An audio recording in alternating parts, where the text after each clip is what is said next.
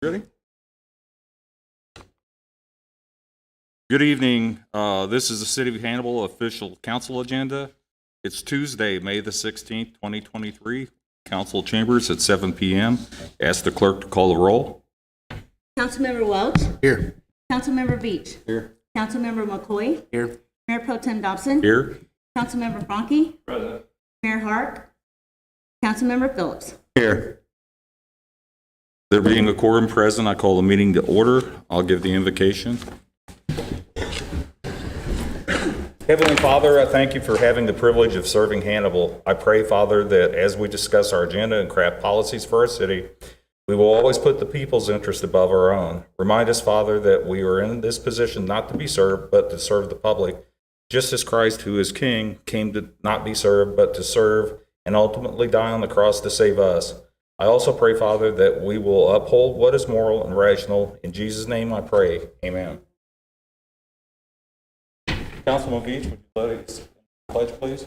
I pledge allegiance to the flag of the United States of America and to the republic for which it stands, one nation, under God, indivisible, with liberty and justice for all. Entertain a motion tonight to excuse the mayor. Make the motion. I have a second. Second. All those in favor? Aye. Those opposed? Nay. Roll call, please.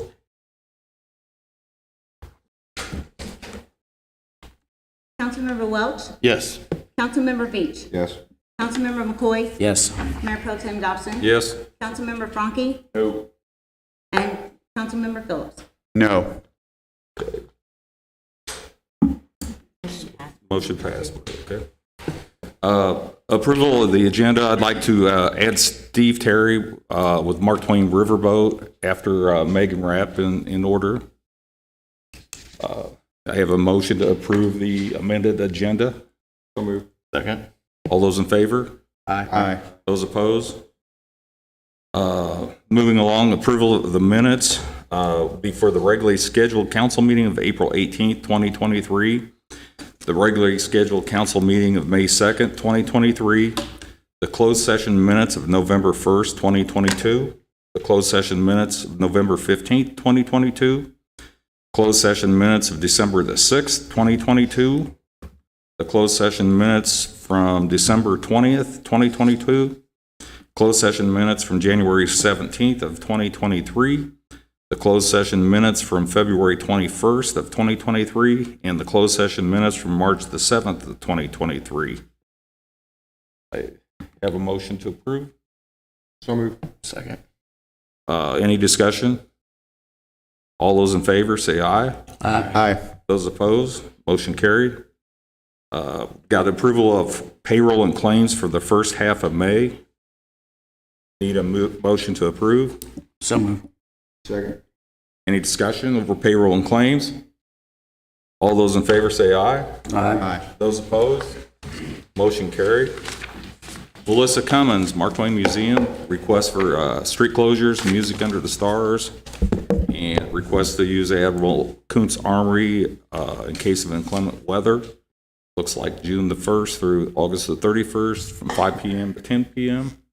Mayor Pro Tem, Yes. Melissa had another engagement tonight. Okay. So I told her that I would present on their behalf. All of the paperwork is in order, including insurance. It has been through all the departments. Everything has been approved. Okay.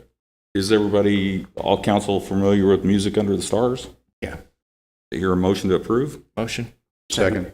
All those in, or any discussion? All those in favor say aye. Aye. Those opposed? Motion carried. April Azate, questions for City Council and Mayor? Sorry you didn't get the mayor. Oh, I'm sorry he's here as well. Melissa, do you recall speaking to me the day of the last meeting? Yes, And what I told you that I couldn't be here, right? correct. And all of the council and the mayor was aware of that before the meeting? I can't attest to all council, but I can attest that I did share with the mayor that you were unable to attend that evening and would not be here to speak. Okay.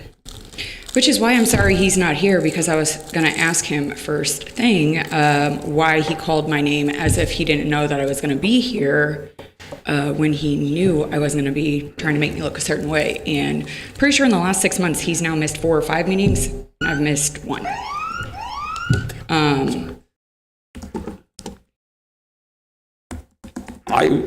In his defense, I probably would, since it was an agenda item and it was on the agenda.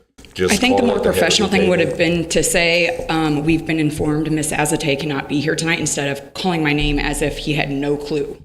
Okay. It just really rubbed me the wrong way, because I had a personal issue I had to take care of, and that's not the first time that he's been unprofessional with me. Okay. Where are we at with the investigation? First and foremost. Refer that to counselor, please. We are still awaiting an opinion on some legal issues from Burma. Okay. That's our insurance company.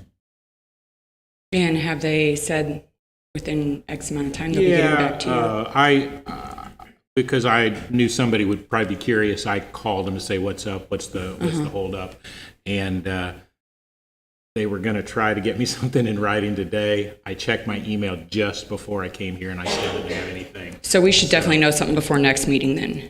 That is absolutely my understanding and my Okay. plan, is that we're waiting on a couple of things from them. And like I say, they had told me they thought they could get me something in writing today. That was this morning when I talked to them about it, but I still had not received anything like I say, about 10 minutes before I came here. Okay.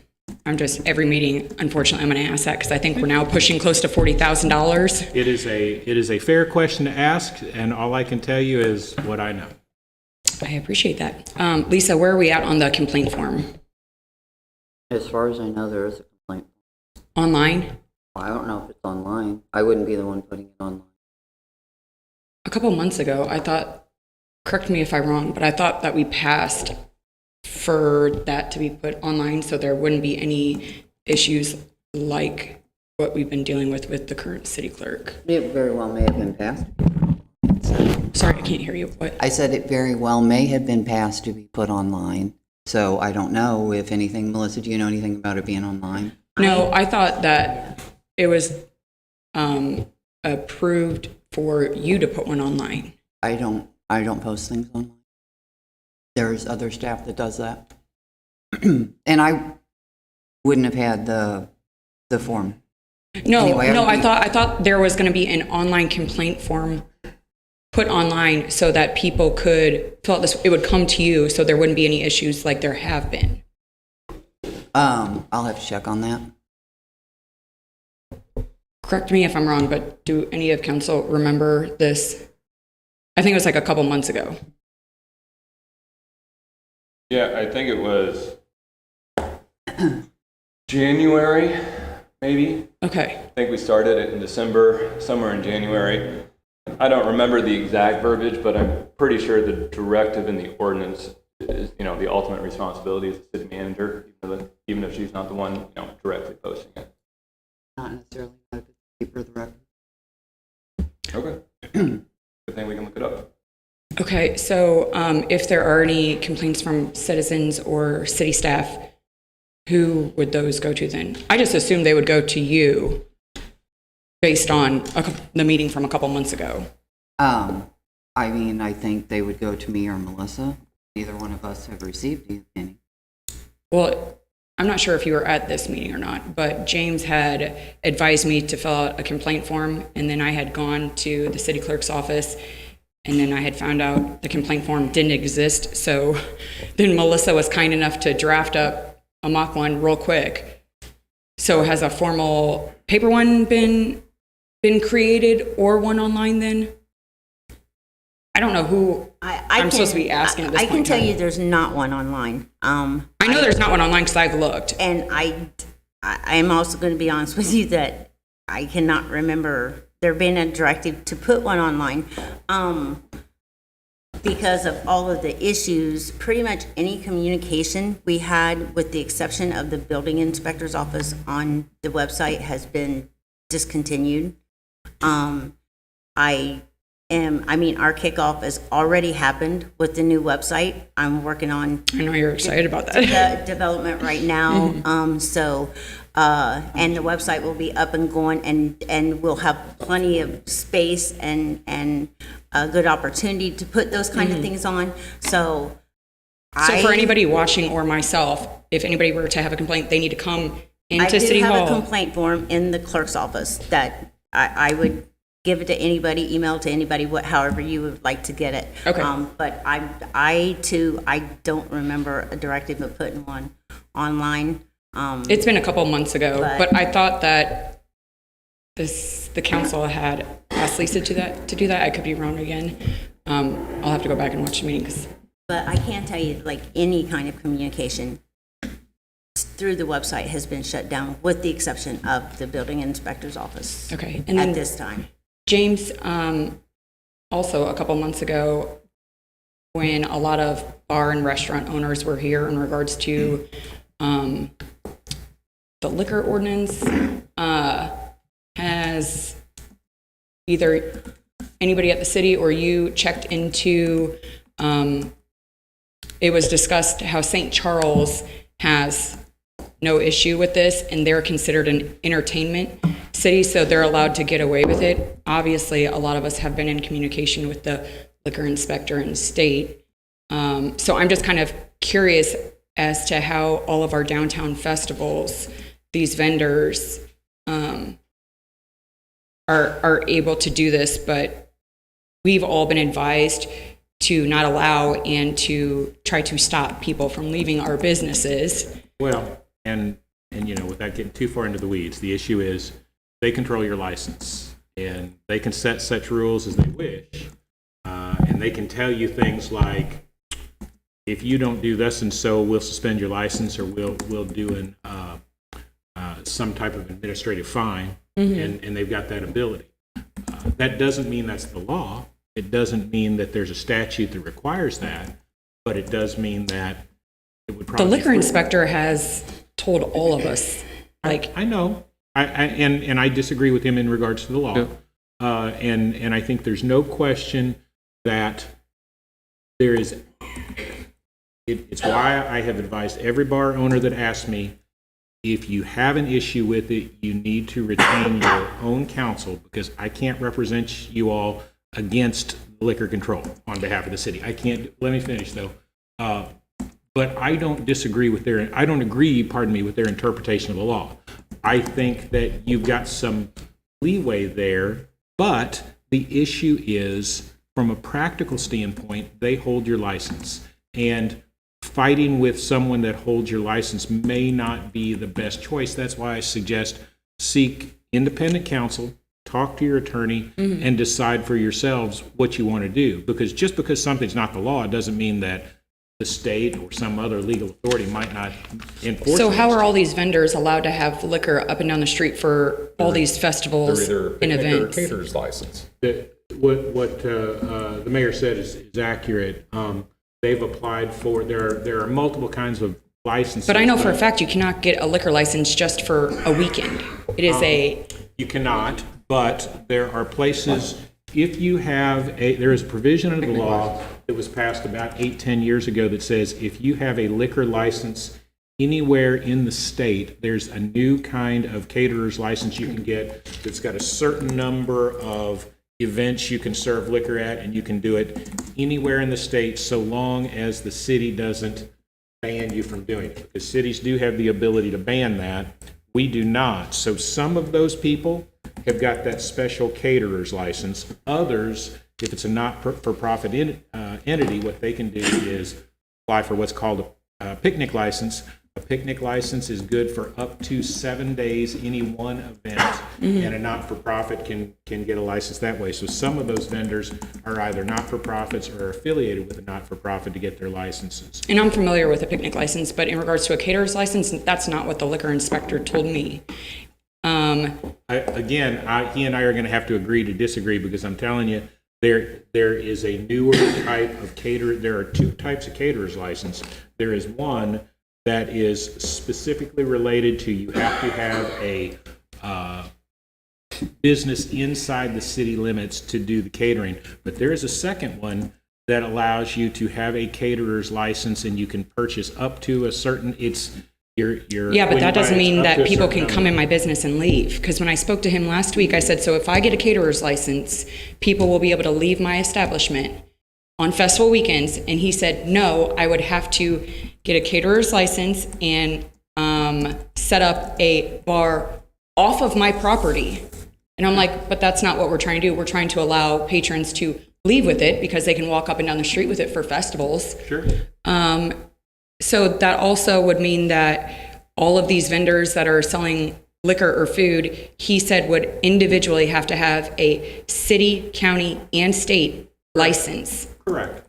But the city and county, if you get the other caterer's license, the city and county go ahead and issue it. But again, the liquor license, you can't get a liquor license for less than a year. A nonprofit can get a picnic license in like 10 days. Yeah, but you still have to have a liquor license. Say that entity is wanting to serve alcohol. You can't serve alcohol at an event without a The license. state license. So you mean to tell me that these people are going from city to city, town to town, and individually getting a city, county, and state caterers or picnic license?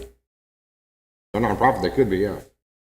And the state just sends that license right to the county, and the county issues you a paper and issues you a So why is it that we have to have all of our licenses posted? Sorry, I was looking at you because we were just talking, but why is it that all of us business physical locations downtown have to have our licenses posted, but all of these vendors do not? Nor do all of these vendors Anytime you got a ID. license, you have to post it. Yeah, if they don't have their license posted and liquor control comes, they can be written a ticket. Any entity that has a liquor license, whether it be picnic, caterers, normal liquor license, they always are supposed to have their license posted because liquor control is supposed to be able to come in and check it, and it's supposed to be next to the place where you're serving the liquor. And if you don't have that, you can be fined, and they actually probably could shut you down. Usually it's a warning if you've got the license and you just don't have it posted in the right place, but I've seen them fine people. So Okay, for I'm going to have to cut you off. You're well past 5 minutes, but I'm sure. so it's James- okay for other people to speak past 5 minutes when people have spoke close to 20. Well, But you're- I'm constantly cut off at 5. You do realize No. that's discrimination, right? And extremely You started sexist. at about 8 after, and it's like, And a lot of the people up there 18 have after. been speaking. so I gave you about 10 minutes? I'm just saying, it's extremely disrespectful, and I'm just following the rules that are set forth. So, I mean, I'm sure James would be happy to talk to you about the liquor license after the meeting. I would, I've been involved. so again, it's okay for people to stand up here and talk I'm just almost trying 20 to- minutes. I'm trying to move the meeting along. So why don't you cut off anybody else then? There hasn't Just been me? anybody else up Just there to me? be cut off. Great. Thank you. Thank you. Under the mayor, approval of appointments, Bob Yap has withdrawn his name for appointment as a term for the Historic Development District Commission. So there's no reading on that. For second reading, Andrew Wickstrom, appointment for a term to expire May of 2028. I need a motion to approve Andrew Wickstrom. So move. Any discussion?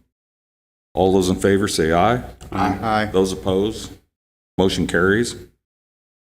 Then a recommendation of reappointment to the Airport Commission for a first reading, so no vote on this.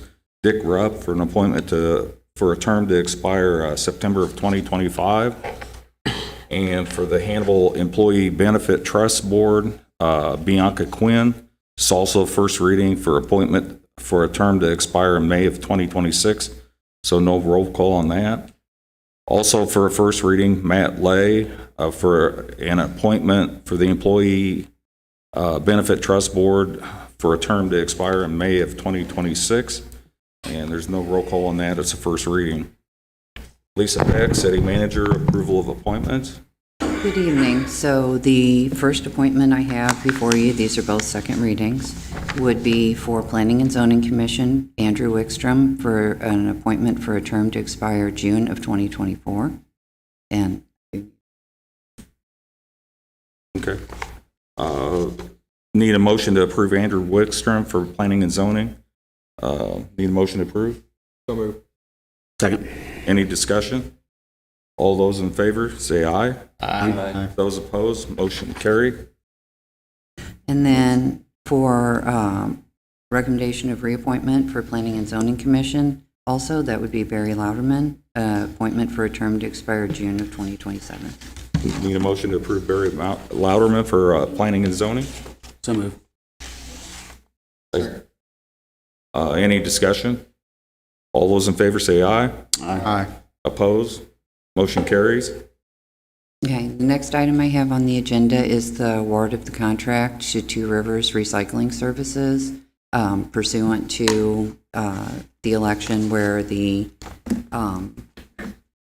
recycling fee passed again. I have a contract on to authorize the mayor to sign for this next term. Okay, that'll be resolution number 2455-23 to follow.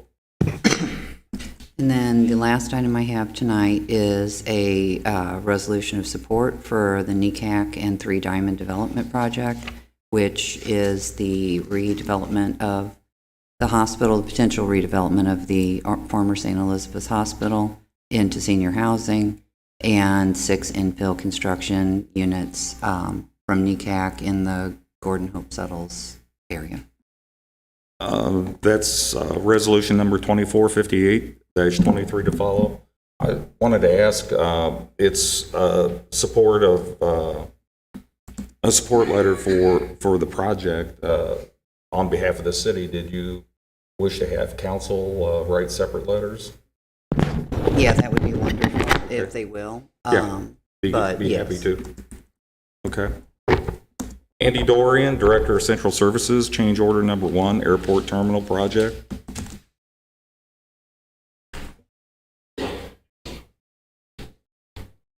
Good evening, Mayor Pro Tem Council. Just one item tonight. We just wrapped up the airport terminal renovation project. And it is often the case when you start digging, you find things you weren't expecting. So there was a couple fiber optic utility lines that were a little higher than the engineers thought. And so to go underneath those lines required 16 extra feet of pipe, which resulted in a change order of $2,400, which 95% is covered by grants. So the city's portion is $120. In addition, at next council meeting, we just wrapped up the airport runway light project, and there'll actually be a change order deduct on that one. So the two should wash each other out. Okay. So Any questions for Andy on the change order? Okay, it'd be resolution number 2457-23 to follow. Thank you, Andy. Chief Nyson, sale of a surplus property. Good evening, Mayor Pro Tem and Council. Hannibal Fire Department has some equipment that we're seeking approval to surplus. The first item is a 2001 Ford Expedition. It has 172,000 miles on it, some rust on the body, and has some mechanical issues in the front end. Right now, the vehicle's just sitting there and we're not using it. The cost of repairs are probably well past what the vehicle is worth. The second item we have is our SCBA equipment that we replaced a couple years ago. We are looking to maybe find a volunteer department or somebody that's looking for some older equipment, and they could get into some of our older stuff and maybe at a reasonable price, much cheaper. The cylinders are expired, but the other equipment, the actual harness and the face pieces and the actual valves on the cylinders would all be NFPA compliant. If an entity wanted to use those, they would just need to replace the cylinders for that equipment to be good to go. The third item is a Briggs & Stratton natural gas generator. This generator is, we've had at Station 1 for probably well past a decade. We ran into some mechanical problems with it this year. It does run, but it is very temperamental and it cannot be relied upon in an emergency. If the power goes out, we need a generator that can open the doors and run the radios so we can get our equipment out. We've already changed to where we can use one of our portable generators off one of the trucks. We just wheel it outside, plug it in the side of the building, and we can get the doors open and have the radios on so we can respond. And then the last item is Kenwood portable radios. As I'm sure you guys remember, about a year ago, we had a big radio project, and these portable radios that we're wanting to surplus are our old ones. Some they range anywhere from probably 7 to 20 years old. Most of them still work, but they're held together with electrical tape and duct tape and everything that you can find to kind of keep them together. Same kind of thing, maybe as like the air packs, maybe a smaller department, they could use these radios that if they're not on the Moswin system. How we'll be doing this surplus equipment is we will be using Purple Wave Online Auction Company. Purple Wave, they come and they take pictures. They put everything on their website. They do all the marketing, all that. They run the auctions. They're approximately a month, give or take, on the equipment. And then the buyer pays a 10% buyer's premium on top of the auction price. And we would receive the auction price for each of these items. Any questions? Okay, need a motion to approve? So move. Second. Any discussion? All those in favor say aye. Aye. Those opposed? Motion carried. Thank you, Chief. Thank you. Megan Rapp, Director of Convention and Tourism, Missouri Division of Tourism Grant Agreement. Good evening, Mayor Pro Tem, Council. I bring for you tonight the annual grant that we apply for as the designated marketing organization for Marion County. The Missouri Division of Tourism has a Promote Missouri Fund, and the matching marketing grant allows us to apply for 50% of a 50-50 grant. The grant obviously allows us to advertise for leisure and travel market. This year, now that ARPA money, COVID, everything has kind of gone back to normal. It is a 50-50. This past year, we were able to get a 75-25 match, so we were able to be reimbursed 75%.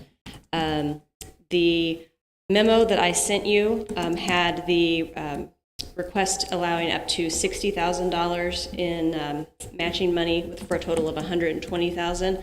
I have since learned that the county tourism levels have gone back down to their original what they used to be, so it will be a $50,000 that we can apply for a total of $100,000. We match 50. So I did give the deputy city clerk that resolution, so the correct numbers are in there. So this will just allow the mayor to sign the application, and then if it's awarded to us, to then enter into the agreement. Any questions for Megan? Yeah, I got one quick one. So basically, if we agree, and I mean, then we have to win first, but if we agree to spend money to promote ourselves, we'll get more money to promote ourselves. Correct. Deal? I always think so. Okay, resolution number 2456-23 as amended to follow. Thank you. Thank you.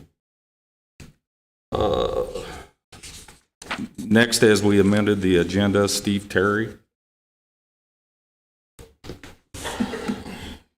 And forward an email to council, and I assume, Steve, that you also received it from Klingner, from Mark Bross, and basically describing what's transpired, where we're at.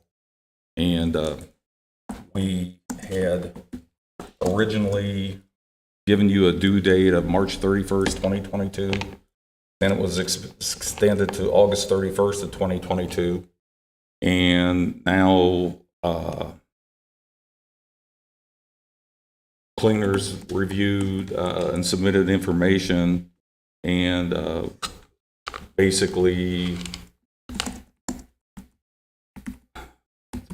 the long story short was the device that you had ordered was canceled by you, and without contacting the city or cleaner, either one. So now you're kind of back to square one. Can you describe what's going on? Well, we can talk about this delay. Vendor has still not produced anything, and they still don't have it. And after our conversation yesterday, I talked with Rick Craven, Brown Electric. They're the ones that did the city's electrical system at the riverfront. And he immediately sent a proposal or a request to Klingner yesterday on using a different device.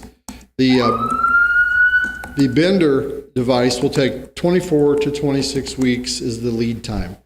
This new device that they've come up with is, I think, it looks like it's manufactured in the United States versus Germany, and the lead time on it is 12 to 14 weeks. We can have it in here. We can get it installed.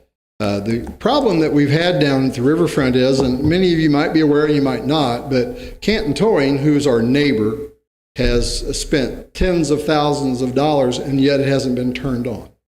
And nobody would tell me why.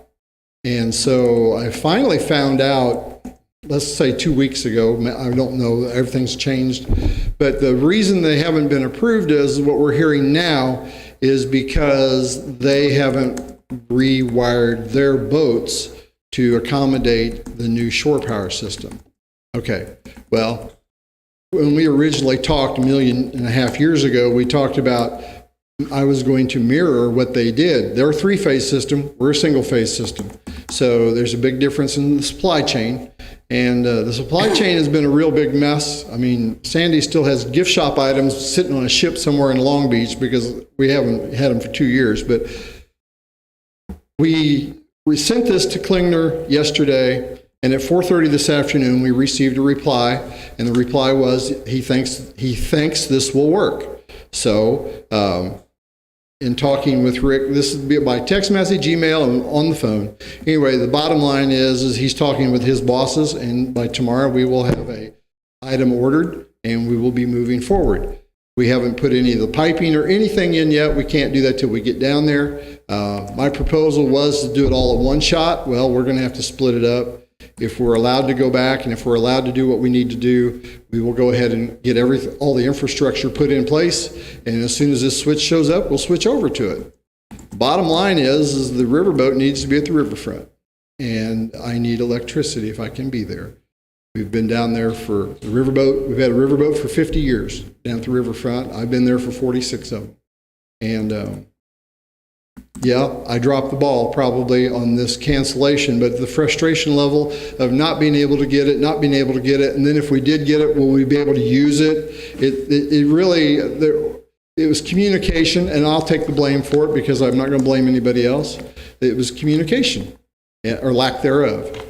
And maybe I should have been on it more. But Brown Electric, again, is on it. Rick Craven is the man in charge of it right now. And he's talking to his bosses as we speak, well, in the morning, and they're going to find out what they're going to do about it. Because the email that we got back from Klingner and Associates said, we think this will work. And then there's a whole laundry list behind that. So they're analyzing that list, and they're getting all the parts together, and we'll move forward if we're allowed to. So that's kind of where we're at the moment. Questions from the council? Yeah, Captain Terry. Currently, is there any, does the current system that you're using right now pose any kind of electrical hazard or danger? Has there been a review or an inspection? And have they found any hazards There has been no hazards. This new rule that they put out, I was thinking about it today, and I talked to some other people. In Iowa, an excursion boat up there doesn't have any of this. They are using the old way. And then I talked to my friends across the river from Cincinnati, and he just put in a $2.5 million wharf boat barge complex, and they got new electric 3-phase, and yeah, they've got this. And so the way we have been running has been, in my opinion, 100% safe. We've had no issues. The other thing about this system is you'll notice when you look at it, it is designed for marinas and for gas docks and where you dock your boats and things, where you have the potential to have swimmers in the water. Okay, nobody wants current in the water. I want the safest operation I can have. That's the way I've run for 46 years, and that's my intent for the next 6, 7, whatever. There's not been an issue with the electric and that. And we have what they're called zinc anodes that are put on the boats and they're on our wharf boat and on our boats. And what that does is it negates electrolysis against the steel. Okay, it dissolves first. Well, we pulled the boat just last fall. We pulled the boat. We checked all the anodes. We checked everything about it. They call them zincs in the river. We checked all the zincs, and there was virtually no wear from electrolysis. You get a little bit of wear from current flowing by because it'll eat it out of, the Mississippi's got a lot of mud in it and it eats things. But there is, in my opinion, minimal danger at best, and we've been wired this way since I've been there in '77 and before that. So I'm not a licensed electrician. I can't tell you. I'm going to school learning all this stuff again. I'm reading these emails, but I don't think there's an issue. The chances of having a swimmer in the water next to where we're at is very small at best. We do have kayakers go by, and we do have canoeists go by, and I think we're probably, if you stopped and looked at all the traffic that runs up and down the river, whether it's the towboats or whether it's the houseboats, your main problem's houseboats. But that is an opinion. I'm not an expert, so I can't tell you that, but we have had no issues with any of our electric for my tenure of 46 years. Okay, here's our dilemma, council, is that our Board of Public Works are saying that they won't hook the riverboat back up until it complies with NEC Section 555. So I guess, do we want to hear from, Darren, would you like to comment? I was just saying, we have responsibility to the meter, and that meter is safe. Meter to the boat, you're not responsible for that. We have Okay. Can we get council to give us a lesson in civics on the city's liability if we extend the lease?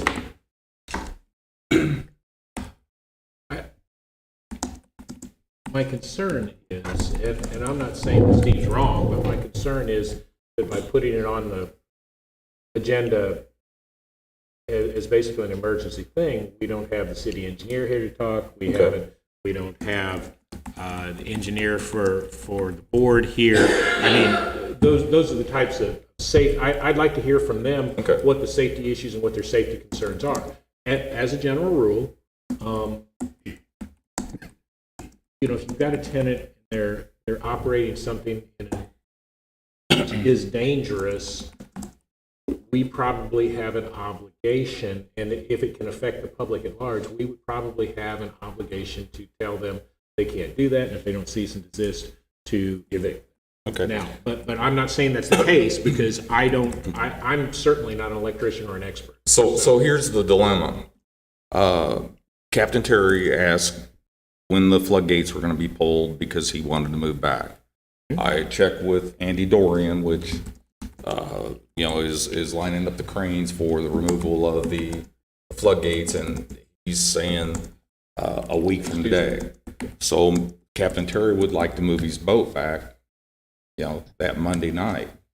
So he's going to be without electric if the board won't hook him up, or he has temporary electric where he's at that I guess could be moved.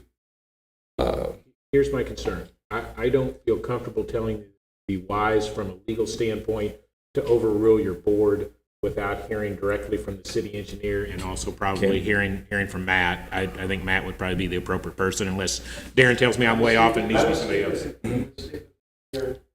Similar engineers who said. Can we do this then? Can I set up a meeting between now and then and, get those parties to the table? But the problem is we need an emergency council or council meeting, between then. What I'm trying to do is come up with a way that we don't break a 50-year tradition. I understand. But you asked me a question about liability. Sure. I have to be fair with you and tell you, while I hear what Steve's saying, and maybe there's so little risk that it's nothing you guys need to worry about, but if you ask me about liability, I have to give you the lawyer answer. Okay. And so the people that would, I guess, tell us about risk, Klingner, i.e. Klingner, is not here tonight. And I don't want to put Darren on the spot. Darren's not a electrician. He's a manager of the Board of Public Works. So I guess I'm at a loss of where do we go from here? I don't speak for council. That much is clear. What I know is that I've heard about this issue a number of times over the past year or so, and we got an email at 4:30 that was, I was thinking about printing it, but it was 19 pages long, and between 4:30 and 7, I can't absorb 19 pages of information. Furthermore, James wants to get some more firm legal basis. We haven't heard from our engineer. So I'm not in a position to make a affirmative or negative decision at this moment. If we want to come back again later this week, I'm more than happy to do that. But I'm not making any decision today. And if we're asked to, I'm voting no. So Understand. that's where I am. Direction, any from the council? So any other comments, questions? I'm currently in no as well on this. Any workarounds, Captain Terry, with temporary safety precautions, any temporary scenario that you can employ until this is resolved? Well, if we you're aware continue of? to go with the status quo, and if we were hooked back up to the city, obviously that's the ideal thing, and we can do monitoring. I learned about that today as well. It can be monitored as to how many milliamps you are putting in the river at any particular time. Takes some testing equipment and a learning curve.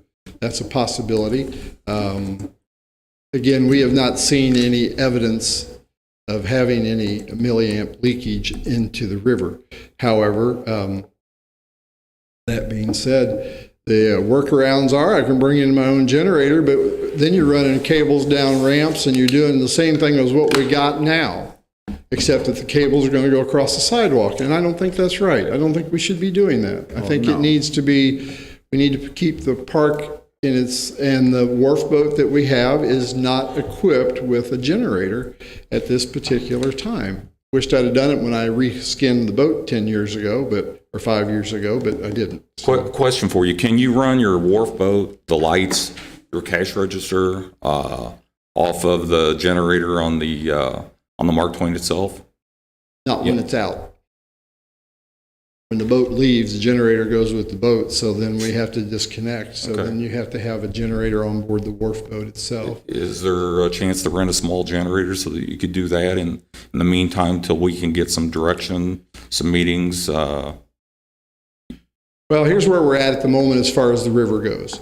The way the river forecast is at this particular moment, I can ride where I'm at. I can stay up on Bridge Street where we're at and where we're working okay. Problem is, when you're on Bridge Street, we lose 50% of our revenue because it's harder to find, but GPS has helped with that. I mean, GPS has made things better, so people are finding us.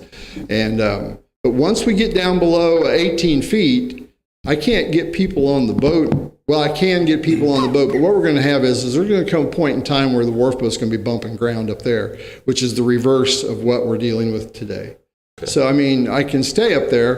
The ideal thing is to be back at the riverfront, and we won't be back there until at least, well, if they're pulling gates on Tuesday, if we stay with that plan, I was going to move in Sunday night or Monday night so that when it came time to put our gangway back, we were there and not holding up progress.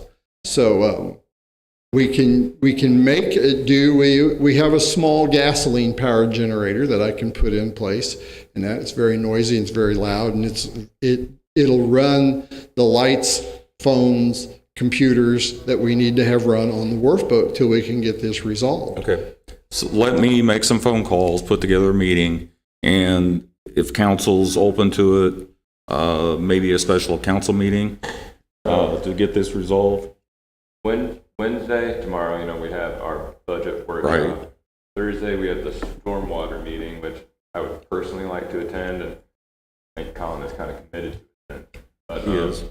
if we have to do it Thursday night and skip the stormwater, I would personally be okay with that. I could do Friday night too.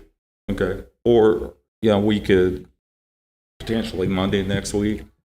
I'm good with that. He's just talking Sunday night, which is Right, why I'm throwing it out this week. But he's got a temporary fix in the meantime that this, while it's not, great for him, he can operate, but. The boat will run. Okay. I mean, the boat will run, and we'll do what we have to do. And that, I have an obligation to the city. I have an obligation to the visitors that come here. And if I don't do it 100% safe, I don't want to do it. Okay. It's just the way I've always worked. Let me put together some people, and I'll keep you in the loop. Certainly, you'll be in part of those meetings. And Friday and Saturdays are bad for me because I got cruises. But okay, I'll make some phone calls in the morning. We'll see where we can go. I appreciate it very much. Thank you, Kevin. Thank you. Thank you very much. Thank you. Thank you, Captain. Charles Phillip, Stephen Franke, City Manager's Report. All right, thank you, Mayor Pro Tem, Council, citizens. For the 8th time in 8 meetings, we're asking Council to update the ordinances to require a monthly report from the City Manager to our citizens and businesses in our public council meetings. As members of the City Council, we work for our citizens who elect us. Our citizens would be better able to offer feedback on our performance if they received a monthly update on what's happening in Hannibal city government. The City Manager reports would create a better informed City Council. A better informed City Council would result in an even more effective working relationship with the City Manager in achieving the goals we as a council ought to be setting for the city in response to the feedback from you, the citizens. Such reports are commonplace practice in governments, businesses, and everything in between, both in Hannibal and across the world. In a service to the misunderstandings in the past we've recently been made aware of, a presentation from the City Manager would not be a line-by-line recitation. It would instead be sharing the highlights the City Manager deems most appropriate. We envision this to be similar to presentations from the HBPW General Manager to his board or the HREDC Director to their board. A requirement that the City Manager must present their report to the public in a public meeting would add no more than 10 minutes a month in our estimation. In fact, as a result of hearing such a report, both the council and the public would be better informed, and any time added would likely save time in other areas. Plus, since we ask our employees to go above and beyond in their service to our constituents, at least we as a council can do is give 10 minutes more of our time once a month. In a recent Facebook post, Mayor Pro Tem Dobson asked what would be more transparent than posting the report on the website, and our answer is the same as it has been for 8 consecutive meetings. Update the ordinance to require a monthly report from the City Manager to the City Council and to the citizens to whom we serve in our open and public council meetings. And the first reading will follow. Thank you. Yeah, so from the last one, from the website, we put it on the agenda, and a lot of nice things happened in the last month. I'm going to take a few minutes to share some of them. According to Melissa, a planning meeting was held to get the ball rolling on updating the website. Kudos to her for taking the proverbial bull by the horns on that. As was detailed earlier in just this meeting, the website is not working as we wished it would. The old Humane Society building has officially been sold. We approved that last time around, but I guess that has officially happened. New accounting software is officially under contract. That is a massive step forward for the city of Hannibal, literally a century step forward, or into the new century rather. According to Melissa, that process is somewhat onerous and it will take 12 to 18 months, which is good that it got started. Lieutenant Jennifer Grody from the police department is celebrating 23 years in the job. Congratulations to her. A lot of other people had anniversaries too. I just picked the longest one. Street department finished the Union paving project. I think Andy was here a meeting ago to give us a final update on that.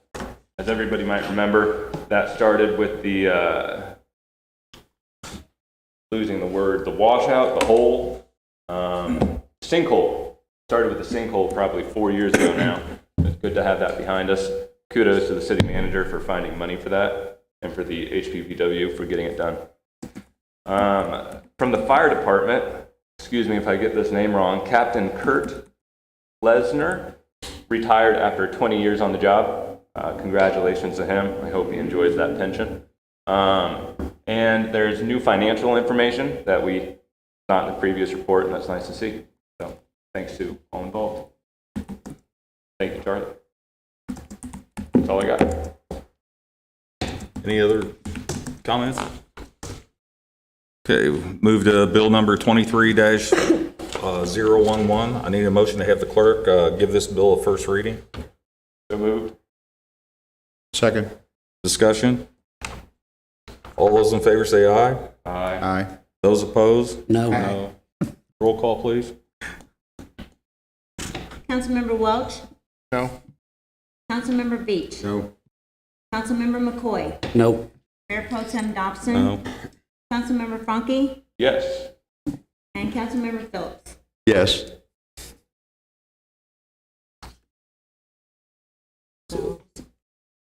Okay. 4-2. Motion failed. Now have resolution number 2455-23. I need a motion to have the clerk read this resolution and call the roll for adoption. So move. Any discussion? All those in favor say aye. Aye. Those opposed? Motion carries. Resolution number 2455-23, a resolution of the City of Hannibal authorizing the mayor to execute a contract for comprehensive recycling services with the Northeast Missouri Sheltered Workshop Incorporated, DBA Two Rivers Industries, to provide the city recycling services. Councilmember Welch? Yes. Councilmember Beach? Yes. Councilmember McCoy? Yes. Mayor Pro Tem Dobson? Yes. Councilmember Franke? Yes. And Councilmember Phillips? Yes. I declare resolution number 2455-23 duly approved and adopted on this day.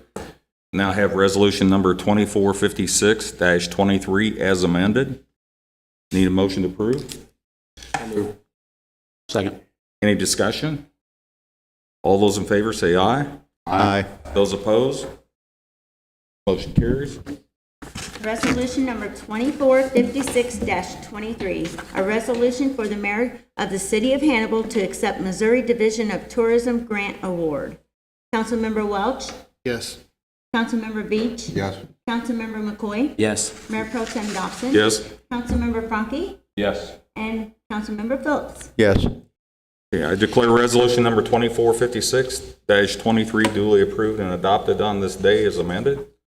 Resolution number 2457-23, I need a motion to have the clerk read this resolution and call the roll for adoption. So moved. Second. Any discussion? All those in favor say aye. Aye. Those opposed? Motion carries. Go. Sorry.